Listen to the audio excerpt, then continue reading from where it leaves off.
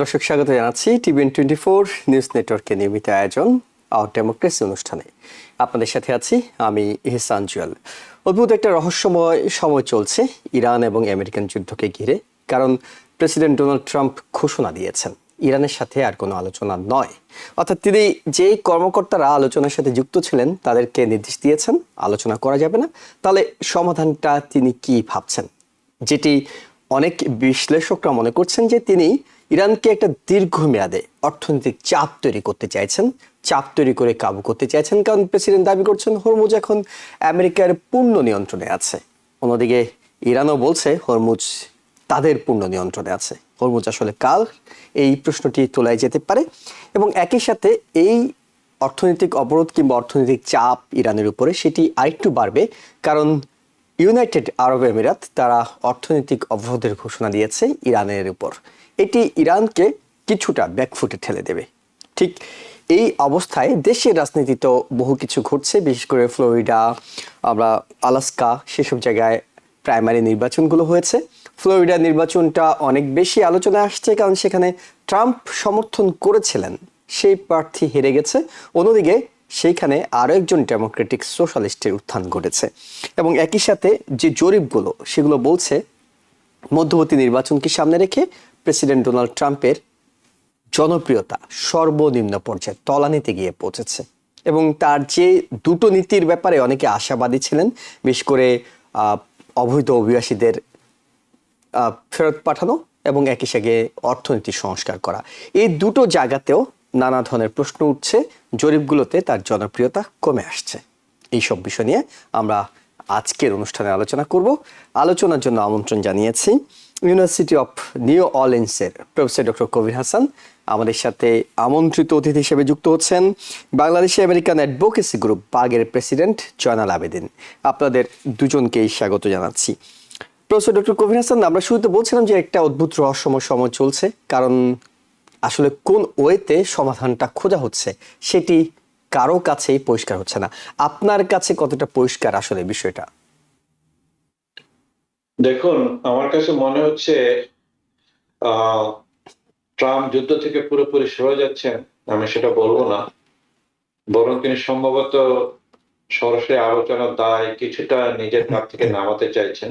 কারণ অনেকদিন ধরে চেষ্টা করলেন, এই মুহূর্তে ইরানের সঙ্গে আলোচনা হচ্ছে না, নতুন আলোচনারও কোনো সময় ঠিক করা হয়নি, কিন্তু একই সঙ্গে সামরিক এবং অর্থনৈতিক চাপও কমছে না। তাই আমার কাছে অনেকটা এমন, আমি আপাতত তোমার সঙ্গে দর কষাকষি করছি না, আগে তুমি তোমার অবস্থান বদলাও, তারপর দেখা যাবে। কিন্তু এর মধ্যে একটা বড় ঝুঁকিও রয়ে গেছে। যুদ্ধের সময় কথা বলা খুবই দরকার, কারণ কোনো কারণে একটা ছোট ভুল, কোনো একটা ক্ষেপণাস্ত্র কোথায় গিয়ে পড়লো, হরমুজ প্রণালীতে কোনো জাহাজে আক্রমণ করা, এই ছোটখাটো জিনিস থেকে যুদ্ধ আরো বৃহত্তর পরিবেশে রূপ নিতে পারে। আর ট্রাম্প নিজের জন্য এখানে একটা রাজনৈতিক সমস্যা আছে। আপনি জানেন, তিনি দীর্ঘদিন ধরে বলছেন আমেরিকা আর অনন্তকাল বিদেশে যুদ্ধে জড়িয়ে থাকবে না, আমেরিকা ফার্স্ট। সেটা তার রাজনীতির একটা বড় অংশ। সেই প্রটোকল নিয়ে উনি দ্বিতীয়বার জিতেছেন। কিন্তু এখন যদি যুদ্ধ দীর্ঘায়িত হয়, তাহলে তার নিজের ভোটাররাই প্রশ্ন করবে, আমরা তাহলে আবার আরেকটা দীর্ঘ মধ্যপ্রাচ্যের যুদ্ধে ঢুকে গেলাম কিনা।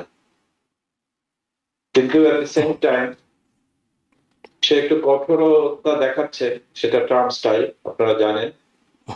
আলোচনার প্রত্যাশিত ফল আসছে না। ইরানও কিন্তু তার অবস্থান থেকে খুব বেশি সরে আসছে না। তো ট্রাম্প মনে করছেন যে বারবার আলোচনার কথা বলে তার নিজের দুর্বলতাই প্রকাশ পাচ্ছে। আর যেটা আমি বলবো যে ট্রাম্পের নিজস্ব স্টাইল, নেগোশিয়েটিং স্টাইল, সবসময় সে প্রথম ট্রাম্পের বড় কার্ডটাই ফেলে সর্বোচ্চ তার চাপ সৃষ্টি করে, তারপর দর কষাকষিতে যায়। ব্যবসার জগতে তিনি তাই করেছেন। হয়তো মনে করছেন রাজনীতিতে একই জিনিস কাজ করবে, কিন্তু আন্তর্জাতিক সম্পর্ক আর ব্যবসায়ী দর কষার সম্পর্ক এক নয়, সেটা আপনারা জানেন। কারণ ব্যবসায়ীতে আপনার অর্থের ক্ষতি হতে পারে, কিন্তু আন্তর্জাতিক ব্যবসায় দর কষার কোনো যদি ভুল হয়ে যায়, শুধু অর্থেরই ক্ষতি হয় না, মানুষ মারা যায়, যুদ্ধ ছড়িয়ে পড়ে, তেলের বাজার অস্থিরতা সৃষ্টি হয়, যেটা অলরেডি হচ্ছে।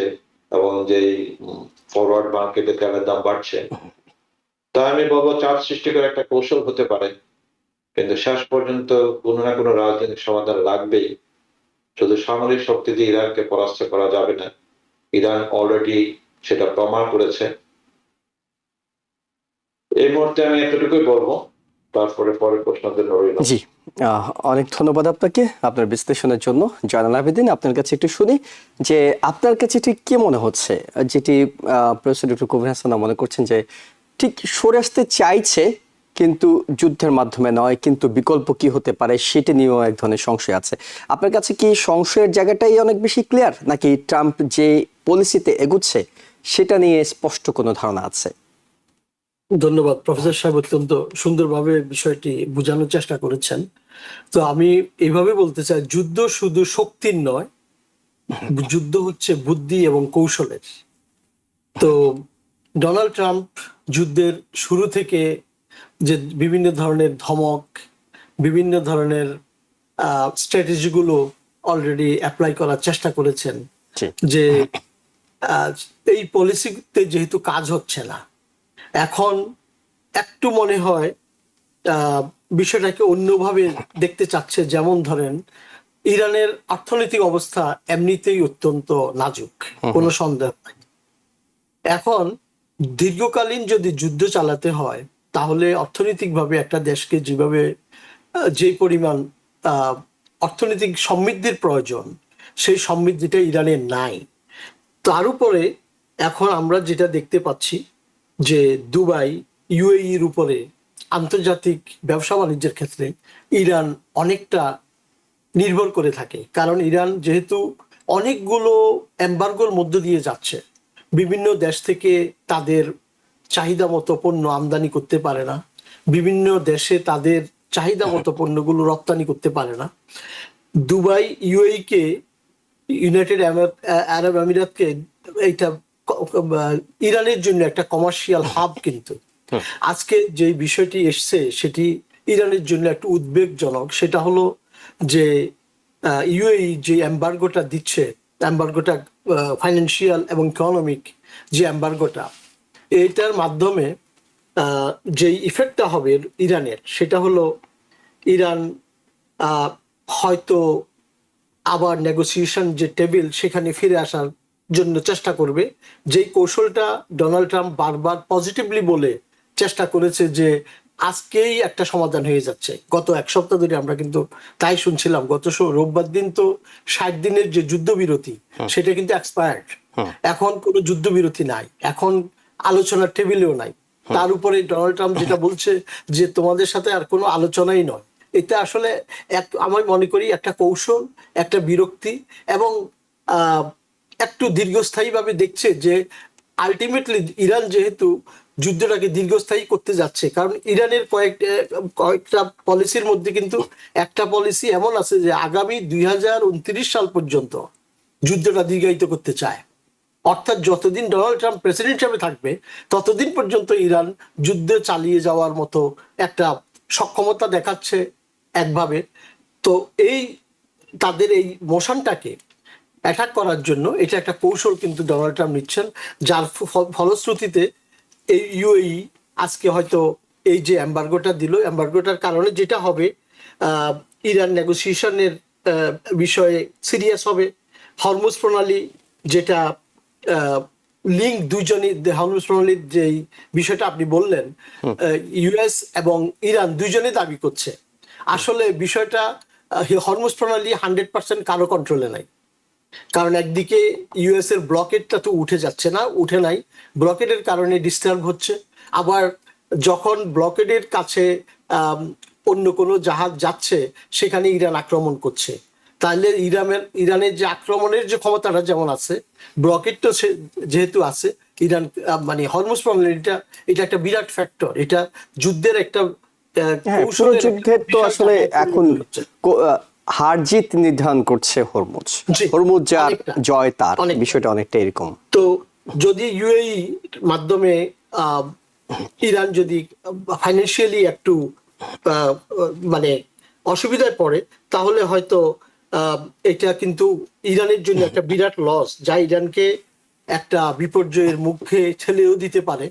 তো পুরো ব্যাপারটা হচ্ছে যে যেহেতু অর্থনৈতিক যুদ্ধের কৌশল যেমন যেমন ইরান কেন মানে ইয়েতে আলোচনায় আসছে না, এখন আলোচনায় আসছে না, ইরান কিন্তু একটা জিনিস বুঝে গেছে যে ইউএস এর যে মানে সামরিক যে শক্তিটা, ড্রোন বলেন, মিসাইল বলেন, স্বল্প পাল্লার, দীর্ঘ পাল্লার, এই জিনিসগুলো কমে যাওয়ার কারণে তারা কিন্তু যুদ্ধের মাঠ থেকে সরছে না। ঠিক তেমনি ভাবে ডোনাল্ড ট্রাম্প এখন চাচ্ছে যে অর্থনৈতিকভাবে যদি ইরানকে পঙ্গু করা যায় তাহলে এর একটি ভালো সুফল পাবে। তো এটা একটি কৌশল এবং আগে বলছি এবং বিরক্তিরও বহিঃপ্রকাশ ঘটে, কারণ অনেকবার ইরানকে কিন্তু পজিটিভলি বলছে, এই কয়েকটা দিন কিন্তু খুব পজিটিভলি যে কোনো মুহূর্তে আলোচনা এগুচ্ছে একটা। এই জন্য এখন জেডি ভ্যান্স, উইটকফ এবং মানে খুশনারকে উনি নিষেধ করেছেন যে এই মুহূর্তে কোনো আলোচনা নাই। ওকে, professor doctor Kabir Hasan. Actually আমি জয়নাল ভাইয়ের সাথে একটু অ্যাড করতে যাচ্ছি, যেটা প্রথমত যে কথাটা বললেন যে সামরিক ভাবে পরাস্ত করা যাচ্ছে না, এখন অর্থনৈতিক ভাবে পরাস্ত করা। কিন্তু ইন্টারেস্টিংলি এই যে আপনি জানেন যে ইসরায়েল এবং ইউএস সাথে একটা ভালো সম্পর্ক আছে, এবং ইরান কিন্তু অস্বীকার করেছে ওরা মিসাইল মেরেছে। এটা হতে পারে যে সাবোটাজ করেছে ইসরায়েল এই সম্পর্কটাকে নষ্ট করে দেওয়ার জন্য। কারণ আপনি জানেন যুদ্ধের কারণে, নেভাল রকেটের কারণে অলরেডি আমেরিকা ইরানের জন্য একটা দরজা বন্ধ করে দিয়েছে। আর এত বছর যাবৎ ইরান কিন্তু নিষেধাজ্ঞার মধ্যে ছিল। দুবাই, যেটা বললেন কমার্শিয়াল হাব, ইরানের সাথে কিন্তু সমস্ত বাণিজ্যিক সম্পর্ক দুবাইয়ের মাধ্যমে হতো। অর্থ বলেন, কাঁচামাল বলেন, তাদের দ্রব্য সবকিছু ওর মাধ্যমে যেত।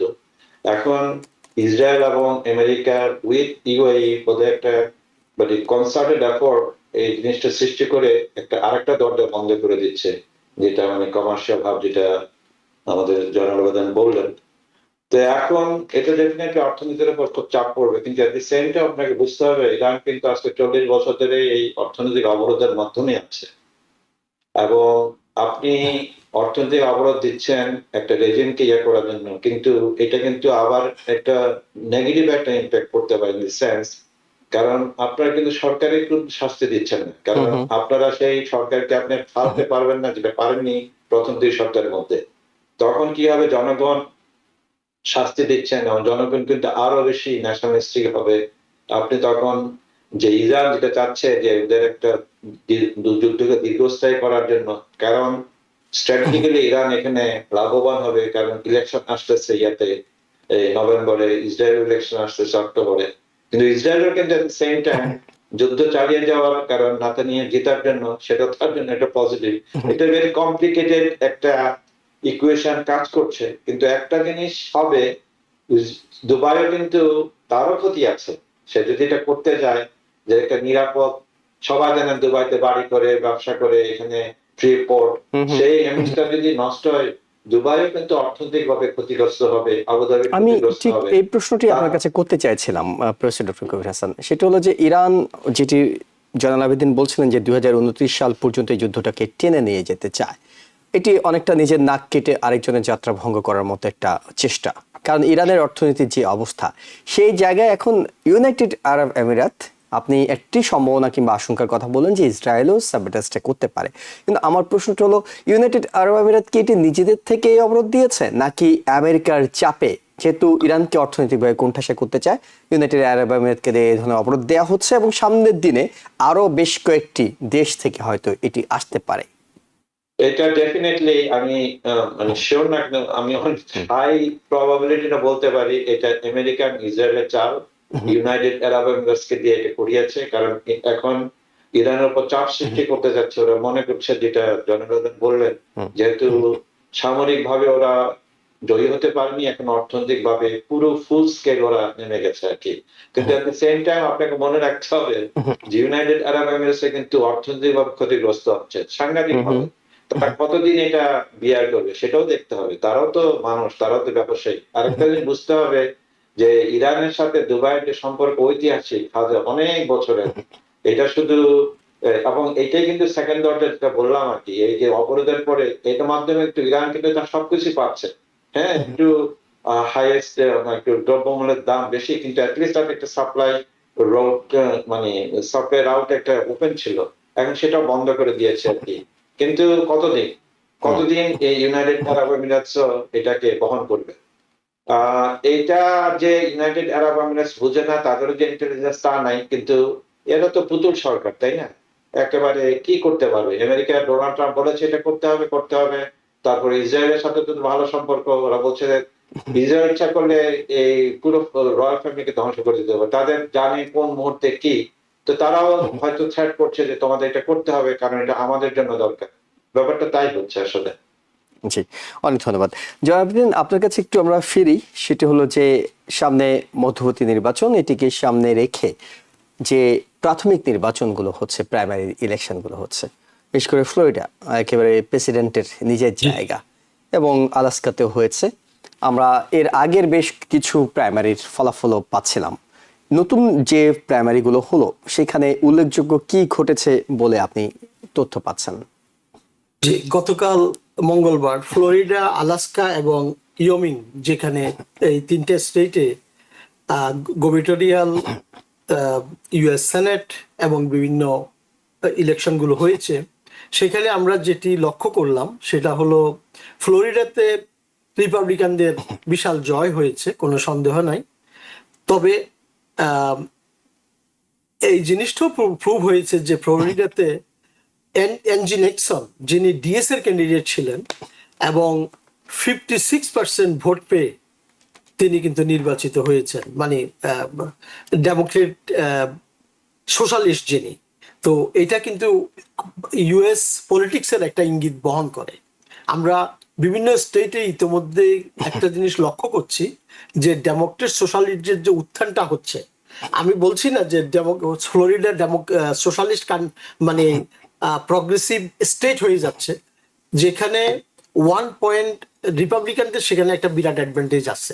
রিপাবলিকানদের রেজিস্ট্রেশন 1.5 মিলিয়ন বেশি, যেটা ডেমোক্রেটদের থেকে। সেখানে রিপাবলিকানরা খুব ভালো করবে, এতে কোনো সন্দেহ নাই।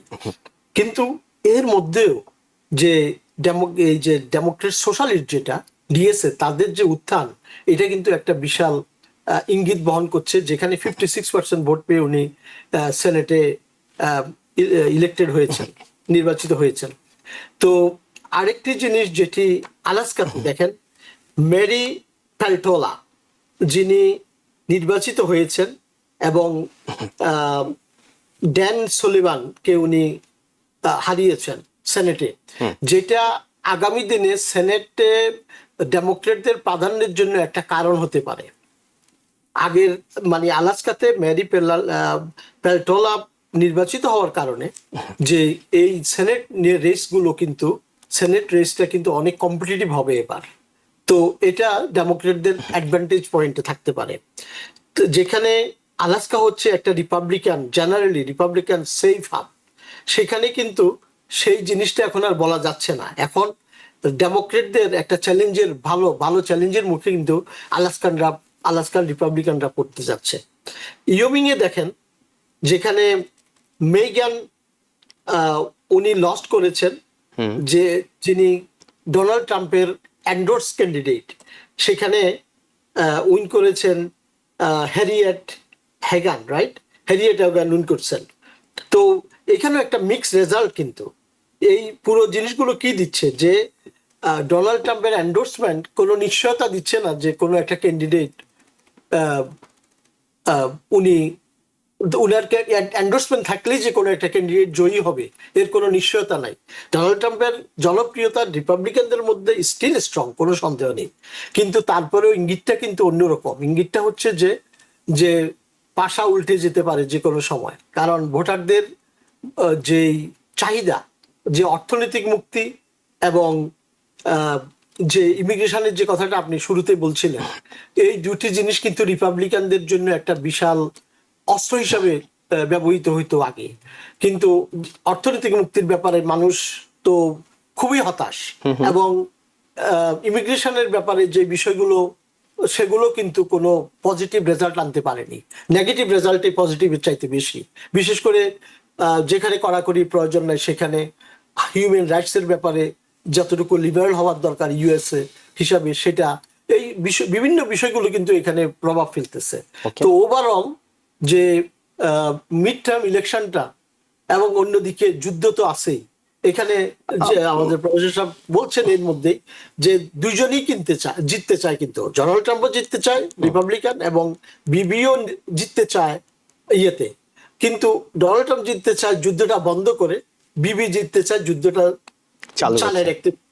এবং একটি কথা, এটা কিন্তু অত্যন্ত আগেও হয়েছে, not this is not the first time, যে ইসরায়েলের ইনফ্লুয়েন্স ইউ এর উপর আছে, এবং অতীতেও কিন্তু সাবোটাইজ করা হয়েছে, যে ইসরায়েল মিসাইল মেরে তখন ইরানের মানে সম্পর্কটা নষ্ট করার জন্য যে বিষয়টা, এই যে কৌশলগুলো বিভিন্নভাবে দেখা হচ্ছে, যে this is like a testing case, যে দেখা হচ্ছে যে কোন কৌশলটা কাজ দেয়। কারণ যুদ্ধে পরাস্ত করতে না পারলে এখন অর্থনৈতিক অবরোধে পরাস্ত করতে না পারলে তখন বন্ধুহীন করা, যেমন ইউএস বর্তমানে অনেকটা বন্ধুহীন অবস্থায় কাটাচ্ছে। এখন ইরান যে ইন্টারন্যাশনাল যে সাপোর্টটা পাচ্ছে, সেটাকে যদি উইক করা যায় তাহলে একটা পলিসি হইতে পারে। জি, আমি হ্যাঁ, প্রফেসর ডক্টর কবির হাসান, আপনি কিছু যোগ আমি করতে চাইছেন? আসলে আমেরিকাতে অনেকদিন যাবত আছি।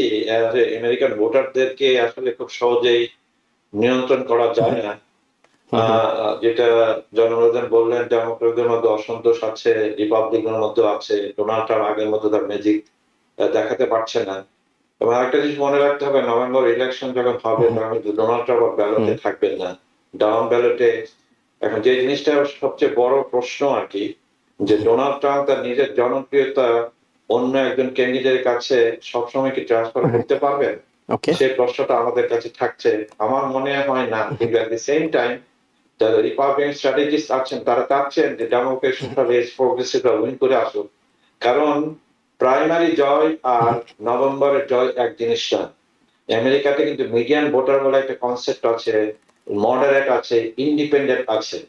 তা আপনি তো আপনার পার্টির ভোটে আপনি এগিয়ে আসলেন, আপনি প্রগ্রেসিভ, আপনি এস্টাবলিশের বিরুদ্ধে। কিন্তু যখন জেনারেল ইলেকশন যাবেন আপনাকে সব ধরনের ভোটারদেরকে খুশি করতে হবে। সেই জায়গায় আসল মেসেজটা যাবে, এবং সেই মেসেজটা কি হবে, যে জিনিসটা একটু জনগণ বললেন যে অর্থনীতি, যে economics stupid, that's what ultimately এই জিনিসটাকে করবে, মানে প্রভাবিত করবে। তখন আমি আগেও বলেছি যে আমি যখন আমেরিকান ইলেকশনে কখনোই ফরেন পলিসি এতটা মানে গুরুত্ব বহন করে না, কিন্তু যেহেতু দ্রব্যমূল্যের দাম বেড়ে যাচ্ছে, ইনফ্লেশন হাই, আপনার পকেটে টাকা দিয়ে আগের মতো জিনিসপত্র কিনতে চাচ্ছেন না, আপনার চাকরি নিরাপদ কিনা। আপনি যদি দেখেন লেবার স্ট্যাটিস্টিক্স, এখানে চাকরি কিন্তু সেই মতো গ্রো করছে না। আমার সন্তানদের ভবিষ্যৎ কি? আমেরিকা যে আরেকটাকে দীর্ঘস্থায়ী যুদ্ধের মতো যাবে কিনা? আপনি জানেন যে সেপ্টেম্বরের 30 তারিখে 21 বছর পরে ইরাক থেকে আমেরিকা ফিরে আসতেছে। আরেকটা জিনিস যেটা ছিল সবচেয়ে বড় রিপাবলিকান যেন মনে করি, যে ইমিগ্রেশন পলিসি। রিপাবলিকরা কিন্তু যে বর্ডার কন্ট্রোল এটা চাচ্ছে, এখান থেকে কিন্তু ডেমোক্রেটরা ফেল করেছে। কিন্তু এই ডক্টর কবির হাসান, আমি আসবো এই বিষয়ে, কিন্তু ব্লুমবার্গের একটি রিপোর্ট এইমাত্র আমাদের হাতে এসে পৌঁছেছে। সেটি বলছে যে প্রেসিডেন্ট ট্রাম্প বলেছেন, আপনারা যেমনটি বিশ্লেষণ করছিলেন, যে ইরানের বিরুদ্ধে স্মরণকালের রেকর্ড, তিনি বলছেন তার ভাষায় যে সর্বোচ্চ মানে অর্থনৈতিক অবরোধ তৈরি করা হবে। এবং তিনি তার ঘোষণায় যেটি বলছেন সেটি হলো, ইরানের সাথে ন্যূনতম অর্থনৈতিক সম্পর্ক যেসব দেশ রাখবে তাদের উপরও ঠিক একইভাবে আমেরিকা এই অর্থনৈতিক নিষেধাজ্ঞা জারি করবে। অর্থাৎ সর্বাত্মক, যেটিকে আমরা বলি আর কি, মানে সর্বাত্মক অবরোধ কিংবা সর্বাত্মক হামলা, তিনি বলছেন আজকে থেকে সেটি শুরু হলো, একদম ক্রাশ করে দেওয়া হবে। এ ধরনের একটি কথা তিনি বলছেন, ব্লুমবার্গ এইমাত্র রিপোর্ট করেছে। এটি এটি মানে শুধুমাত্র তো ইরান কেনা, পুরো বিশ্বের অর্থনীতিকে আবারও কতটা টালমাটাল করে দিতে পারে বলে আপনার কাছে আশঙ্কা হচ্ছে? না, টার্মাটাল করবে শর্ট টার্মে, কিন্তু এখন মনে হয় না আগের মতো ঠিক আছে। কারণ তার সে ট্যারিফ পলিসি কাজ করেনি, স্বয়ং ইউএস কোর্ট এটাকে ইলিগাল করেছে, তাই না? আর সে তো কথা বলার কটু। আপনি দেখেন যে কানাডায় গতদিন বলছে 3 দিনের জন্য আমি অফ রাখলাম, তো তার কথাবার্তার মধ্যে কোনো সামঞ্জস্য নাই। এবং এটা কিন্তু আমেরিকান ফরেন পলিসির একটা হাস্যকর পাত্র হয়ে দাঁড়াচ্ছে for the rest of the world. একটা শর্ট টার্ম একটা ব্রিফ হবে, কিন্তু লং টার্মে এটা কোনো ইম্প্যাক্ট করবে না। এটা আমরা বলি যে ইভেন্ট স্টাডির মতো আর কি, হঠাৎ একটা ইম্প্যাক্ট হলো তারপর ইম্প্যাক্টটা ছড়িয়ে যাবে। আচ্ছা, আমি যে কথাটা বলতে যাচ্ছিলাম, ইমিগ্রেশনের ব্যাপারটা কিন্তু একটা বিরাট রোল প্লে করবে, কারণ ইউএস দ্যাট ওয়াজ এর স্ট্রংগেস্ট পজিশন রিপাবলিকানদের, যে বর্ডারকে সিকিউর করা।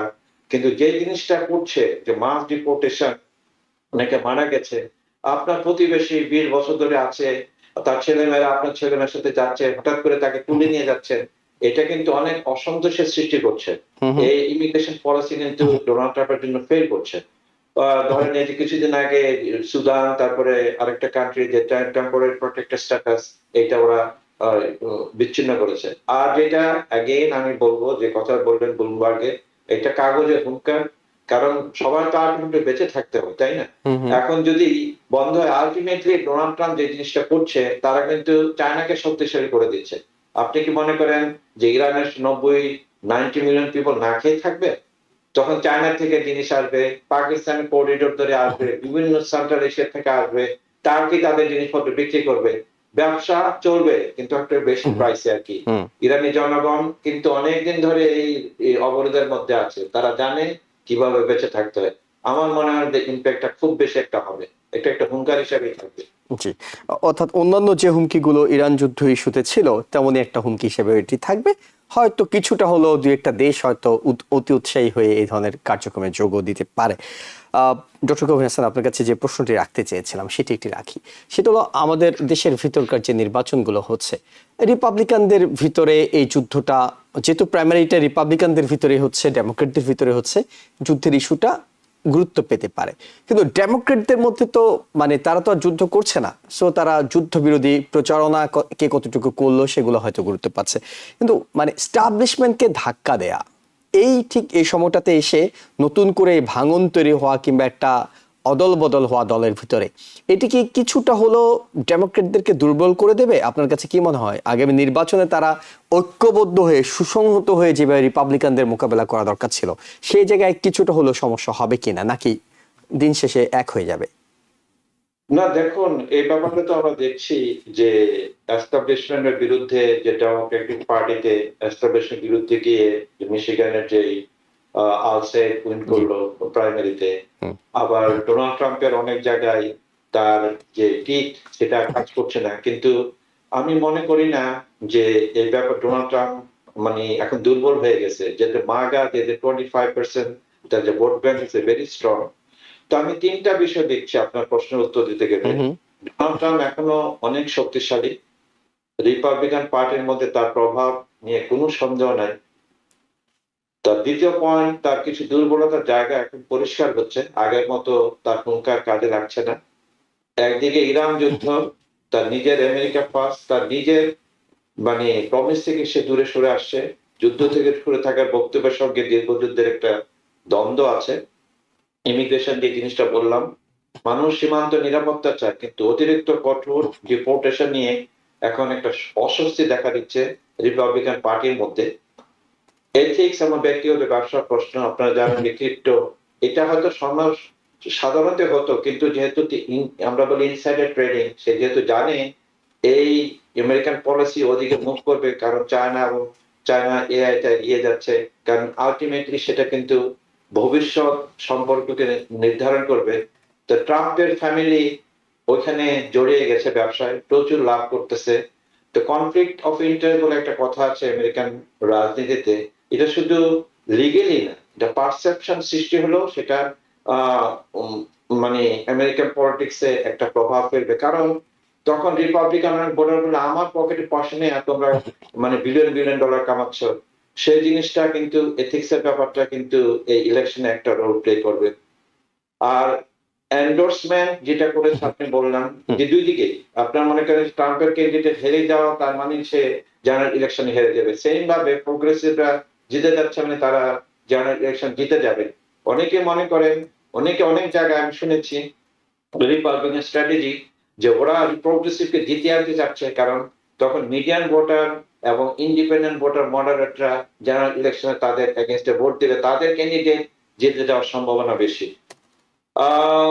এস্টাবলিশমেন্টের বিরুদ্ধে যেতেই হবে সামটাইম, কারণ আপনি মামদানির বেলা, যেটা আপনি নিউ ইয়র্কে ছিলেন, আপনি দেখেছেন যেখানে সবাই তার জনপ্রিয়তা আছে, সে জায়গায় আপনি মানে লবের কাছে আটকে থাকবেন, সেই জিনিসটা তো ঠিক না।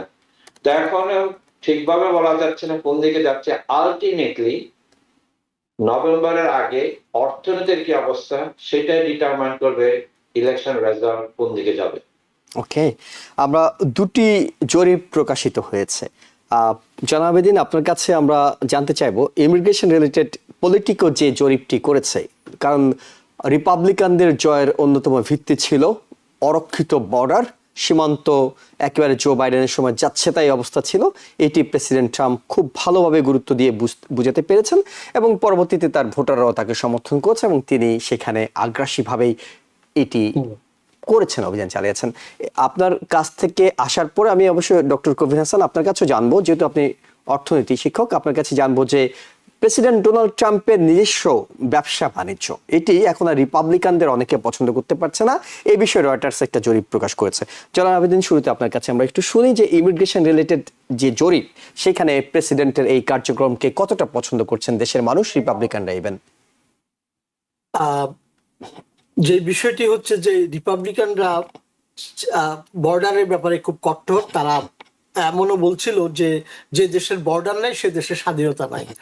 তো সেই অবস্থা থেকে কিন্তু এই বিষয়টাকে পজিটিভলি নিতে পারতো, বা পজিটিভলি যেভাবে কাজ করার কথা ছিল, আপনারা দেখছেন ইতোমধ্যে যে সেখানে যিনি নেতৃত্ব দিচ্ছিলেন তাকেও পরিবর্তন করতে হলো, এবং অনেকগুলো ঘটনা ঘটে গেছে যেগুলো হিউম্যান রাইটস এর পরিপন্থী, এবং যে জিনিসগুলো, যে বিষয়গুলো কিন্তু সারা দেশের নাগরিকদের বিষয় মধ্যে কিন্তু বিশেষ করে ইয়াং জেনারেশনকে অত্যন্ত নাড়া দিয়েছে। দেখুন, বয়সের একটা কিন্তু বিষয় আছে। একটা বয়সে মানুষ একভাবে চিন্তা করে, কিন্তু ইয়াং জেনারেশন যারা 18 to 35 ইয়ার্স, এদের চিন্তা ভাবনাটা কিন্তু অনেকটা তাদের, কারণ সোশ্যাল মিডিয়ার কারণে, বিভিন্ন কারণে তাদের চিন্তা ভাবনাটা অলওয়েজ কিন্তু একটা প্রগ্রেসিভ ওয়েতে থাকে। তো যেই জিনিসটি কিন্তু ভোটে কিন্তু প্রভাব ফেলবে, কারণ যখন রিপাবলিকান এবং ডেমোক্রেটদের মধ্যে কন্টেস্ট হবে, এই বিষয়টা কিন্তু এসে যাবে। আরেকটা জিনিস হচ্ছে যে ডোনাল্ড ট্রাম্পের ব্যক্তিগত ব্যবসা বাণিজ্য। আমরা দেখেছি গত বছর 2025-এ ডোনাল্ড ট্রাম্পের ইনকাম হয়েছে $2.2 বিলিয়ন, এবং তোর মধ্যে $1.4 বিলিয়ন যেটা ক্রিপ্টো কারেন্সি থেকে ইনকাম, এবং he was one of the main campaigner এই ক্রিপ্টো কারেন্সির, যেটা প্রেসিডেন্সিয়াল ইলেকশনের সময়ও কিন্তু আমরা দেখেছি। তো এবং 69% আমেরিকান এটা পছন্দ করছে না, এই ব্যাপারে কনসার্ন দিচ্ছে, এবং 48% রিপাবলিকান, যেখানে 48% রিপাবলিকান এই ব্যাপারে কনসার্ন যে তার যে ব্যবসা বাণিজ্য যেভাবে বাড়ছে আর কি, almost half of the Republican. এবং আউট অফ 10, 9 ইন্ডিপেন্ডেন্ট, যেটা হচ্ছে আলোচনার বিষয় এখন, যেটি প্রফেসর সাহেব বললেন যে যখন ভোটাররা ভোট দিতে যাবে তখন they will choose between Republican and Democrat, এবং সেখানে ইন্ডিপেন্ডেন্ট যারা ভোটার আছে তাদের একটা বিশেষ ইম্প্যাক্ট থাকে। Out of 10, 9 independent now aligning with Democrats. এটা কিন্তু রিপাবলিকানদের জন্য একটা ভয়ের বিষয় এবং কনসার্নের বিষয়, এবং এই জিনিসটা ঘটতেছে কারণ হলো এই যে অর্থনৈতিক যে বিষয়টাই, সেটাতে তারা যে এফেক্টেড, এই জিনিসগুলো কিন্তু বোঝা যাচ্ছে। এটা কিন্তু ভোটের মধ্যবর্তী নির্বাচনে অবশ্যই এর একটা প্রভাব পড়বে। তারপরে দেখেন যে লাস্ট ইয়ারের যে ইনকাম ডোনাল্ড ট্রাম্পের, ফরেন যে বিজনেস গুলো, সেখানেও আমি মূলত আপনার কাছে ইমিগ্রেশনের বিষয়টাতেই জরিপটা সম্পর্কে আপনার কাছে জানতে চাইছি। ইমিগ্রেশনের যে জরিপটা, সেটাও কিন্তু যেটা কিছুদিন আগে অবশ্য পলিটিকো একটা রিপোর্ট করছিল, একটা জরিপ করছিল, সেখানে অলমোস্ট 66%, আমি আমার যদ্দূর মনে পড়ে 66% পিপল সমর্থন করছে না ডোনাল্ড ট্রাম্পের ইমিগ্রেশন পলিসিটাকে। It was one of the major policy যেটা ডোনাল্ড ট্রাম্প জয়ের পথে কিন্তু উনাকে ব্যাক করছে। তো যেখানে 66%, এবং এখানে মেগার যে সাপোর্টার, এটা অবশ্যই ডোনাল্ড ট্রাম্পের ইনটেক্ট আছে, কিন্তু রিপাবলিকানদের মধ্যেও ডোনাল্ড ট্রাম্পের জনপ্রিয়তা কিন্তু কমতেছে, স্টিল ভেরি মাচ স্ট্রং অন্য যে কোনো প্রার্থীর চাইতে বা ইয়ের চাইতে, কিন্তু তারপরেও রিপাবলিকানদের ওখানে দেখেন প্রত্যেকটা জায়গায় যদি কিছুটা কিছুটা মাইনাস হয়, দেখা যাবে যে বিরাট মাইনাসের চলে গেছে। একটা তো ওই বিষয়টা কিন্তু কিন্তু মানে ঘটে। এটার ফলাফল কি হচ্ছে জনাব আবেদিন? মানে ফলাফল এটাতে কি হচ্ছে প্রেসিডেন্ট ট্রাম্প থামছেন? তিনি কি মনে করছেন তাহলে মধ্যবর্তী No, নির্বাচন পর্যন্ত আমার প্রেসিডেন্ট ইমিগ্রেশনটা? ট্রাম্প থামবেন না। কারণ হচ্ছে দেখেন, উনি এই যে যুদ্ধের বিষয়ে যে ইরানের সাথে গ্লোবাল বিশ্বে এই ধরনের কোনো আপনার উপর আমি নির্ভরশীল না, আমিও আপনার উপর নির্ভরশীল না, কিন্তু আমরা যখন এখানে চারজন আছি, চারজন কিন্তু একজন আরেকজনের উপর নির্ভরশীল। গ্লোবাল বিশ্বটা এই যে ব্যবসা বাণিজ্য, এই অর্থনৈতিক অবরোধ দিয়ে ইরানকে একবারে শেষ করে দিবে, এই যে পলিসিটা আজকে খুব এক্সট্রিমলি বললো, এর আগে বলছে যে মানে বেলেডাইট করে দিবে সবকিছু মধ্যযুগীয় পথে, অর্থাৎ এই ধরনের কথাবার্তা বলে বলে আসলে আমাদের প্রেসিডেন্ট সারা পৃথিবীর কাছে আমাদেরকে একটা হাস্যরসাত্মক মানে আলোচনার টেবিলের একটা খোরাক দিচ্ছে, কিন্তু এটার ইনফেক্টটা তেমন হবে না। কারণ ইরান অলরেডি জানে, তারা গত 45 ইয়ার্স তারা কিন্তু প্রিপেয়ার হচ্ছে যে এই যুদ্ধ করতে হবে একদিন, এই ধরনের পরিস্থিতি তারা মোকাবিলা করতে করতে কিন্তু এই এই অবস্থায় এসছে। সুতরাং অর্থনৈতিক অবরোধটা যে 100% কাজ দিবে বা 75% বা 80% কাজ দিবে তা নয়। কারণ ইরানের 90 কোটি যে মানে 9 million, right, 90 million people, 90 million people তো না খেয়ে থাকবে না। তারা যখন মানুষ ক্ষুধার্ত থাকে, কেউ না কিছু না কোনো ভাবে তাদের কাছে পণ্য আসতে হবে এবং আসবেও, এবং তাদেরকে সাপ্লাই দেওয়ার জন্য অন্যান্য বিশ্বের অন্যান্যরা রেডি। এখানে যেটা বেনিফিট হচ্ছে, আরেকটা ভয়ঙ্কর বিষয় হচ্ছে যে ডলারের যে ডিভ্যালুয়েশন হবে। আজকে দেখেন ইরান এবং অন্যান্য দেশ চায়না থেকে যে অস্ত্র কিনতেছে, ইভেন কয়েকদিন আগে তুরস্ক চায়না থেকে অস্ত্র কিনলো, কিসে পেমেন্ট করছে? চায়নার কারেন্সিতে। একসময় সবকিছু ডলারে পেমেন্ট হতো। এই যে মানুষ বিকল্প পন্থাগুলো কিন্তু বেছে নিচ্ছে, এটা কিন্তু আমেরিকার জন্য অশনি সংকেত। নিঃসন্দেহে। প্রফেসর ডক্টর কবির হাসান, আপনার কাছে একটু হ্যাঁ, প্রেসিডেন্টের ব্যবসায়িক ইন্টারেস্ট এটা কতটা কনফ্লিক্ট অফ ইন্টারেস্ট আসলে পড়ে? কয়েক প্রশ্নের উত্তর অনেকটা জনগণ দিয়েছেন, তো আমি বলি যে এখানে পাবলিক পারসেপশনের ব্যাপার। কারণ ডোনাল্ড ট্রাম্প কিন্তু এখনো মানে লিগেলি কনভিক্টেড না, তাই না? না।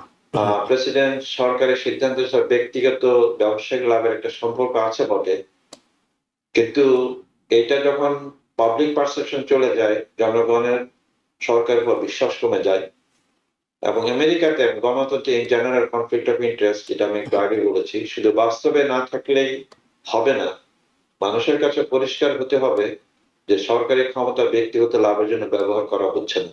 হুম হুম। কিন্তু এখানে ট্রাম্পের ক্রিপ্টো বিজনেসে প্রশ্ন উঠেছে, যে কথাটা জরিপে উঠে এসেছে, তার পরিবার ক্রিপ্টো থেকে বড় ধরনের ব্যবসায়িক লাভ করছে, আর তার প্রশাসনও ক্রিপ্টো ইন্ডাস্ট্রির প্রতি তুলনামূলকভাবে ইতিবাচক সিদ্ধান্ত নিচ্ছে।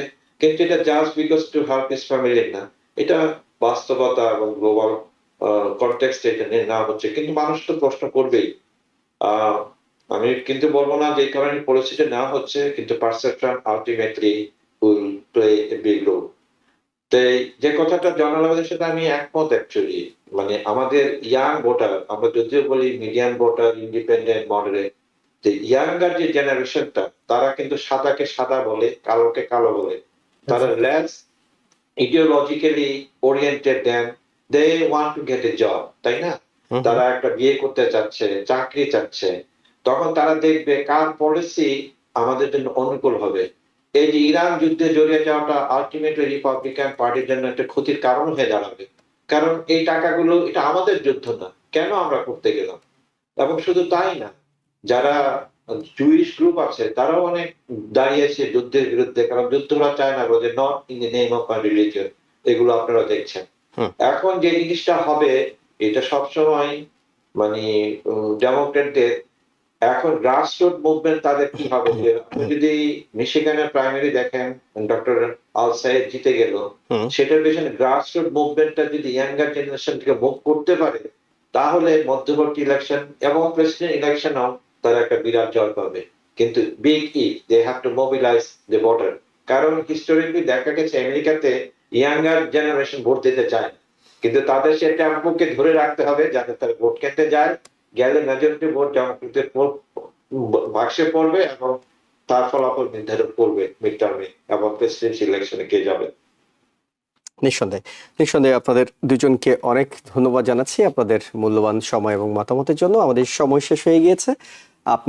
আমরা মধ্যবর্তী নির্বাচনকে সামনে রেখে সামনের দিনগুলোতে আরও বিষয়ভিত্তিক আলোচনা নিঃসন্দেহে দর্শকদেরকে উপহার দেব এবং আপনারা সেই বিশ্লেষণটি করবেন। দর্শক, আমাদের সাথে থাকার জন্য ধন্যবাদ জানিয়ে শেষ করছি। আগামীকাল রাত 8টায় আবারও আওয়ার ডেমোক্রেসি অনুষ্ঠান দেখার আমন্ত্রণ জানিয়ে ভালো থাকবেন। TBN 24 টেলিভিশন দেখতে আজই কল করুন 7187776556। লগ ইন করুন www.totalcablebd.com। নিউ ইয়র্ক থেকে সম্প্রচারিত TBN 24 টেলিভিশন বিশ্বজুড়ে বাঙালির কণ্ঠস্বর।